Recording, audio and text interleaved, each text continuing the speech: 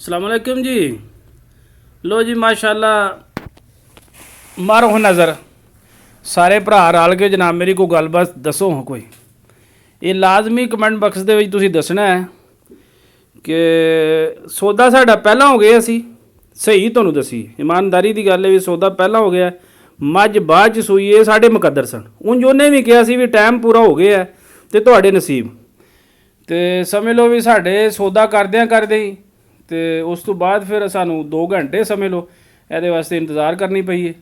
तो हुण माशाल्लाह जनाब मेरी कट्टी दी सू, ठीक है ना। ये भी साढ़े नसीब, क्योंकि ये तो किसी को लिखी पढ़ी गल नहीं सी है भी, तो कट्टी दी सू समझ लो भाई मुफ्ती है, ठीक है।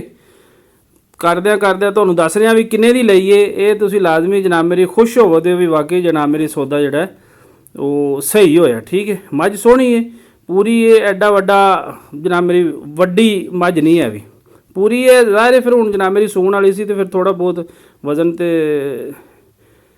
दस दिओ दूसरा सूआ है, लेकिन मन्नू उंज तीसरे लगती है भी, ठीक है।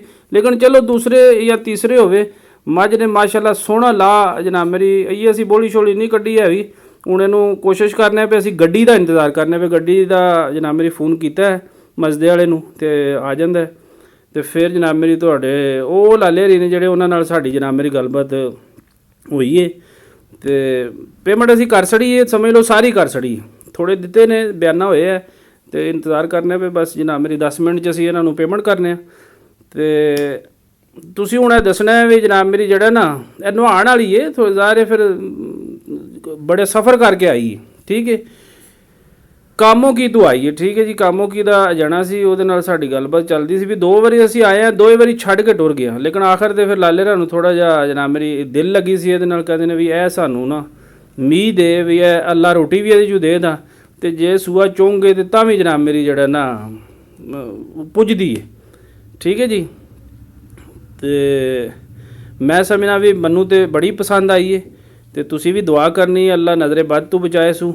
14 किलो उन्होंने दसिया है, तो मनु पूरी उम्मीद है, क्योंकि असी अंदाज़ा ही होंदा ना। देखो जी किसी के घर का जानवर जिहड़ा उन्होंने अंदाजे नाल ही तुसीं कह सकते हो वही 14 तो उत्ते ही जाए दी, जदों रात सट्टे दी ना, तो 14 तो उत्ते ही जाए दी, क्योंकि बहाना दसदा है कि भाई जिहड़ा ना 14 दे दी जिस तरह की उन्होंने गल। बंदा वो भी जनाब मेरी जिमींदार सी, और जनाब मेरी खुली तो नंगी रेतरी उन्हें गल दसी। उन्हें कोई मिलावट नहीं रखी, कोई किसी की जनाब मेरी उन्हें है जी घर दी है, मंडी दी नहीं, किसी को नहीं लई, घर दी है। 2 साल होए ने मेरे को ही है, तो जनाब मेरी सोहनी भावें बच्चा चोल है, कोई तंग नहीं करती, कोई मारदी नहीं, कोई ढंगे की जरूरत नहीं है, ठीक है ना।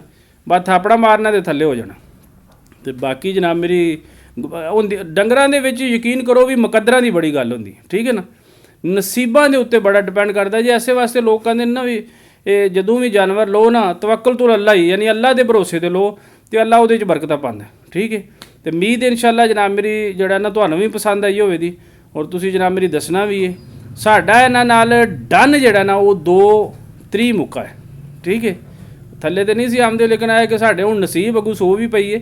लेकिन जिहड़ा ना उन्होंने वो 2.5 ते जनाब मेरी खलोते सन, तो लेकिन असी 2 3 ते जनाब मेरी उन्होंने बयाना धक्के नाल फड़ा छड़िया सी, ठीक है। तुसीं हुण जरूर दसना है भी वाकई चंगी लभी है या माड़ी लई है। देखो जी ये तो फिर हुण नसीबां दी गल है ना।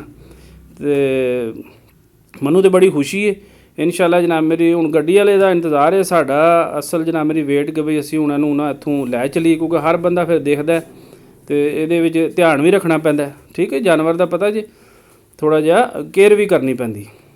तो माशाअल्लाह जनाब मेरी सिंगां दी भी ठीक है, तो उंज भी देखो ना और तुहाडे सामने हुणी सूई है जनाब मेरी, तो नॉर्मल बिल्कुल कोई किसी किस्म का जनाब मेरी कोई रोग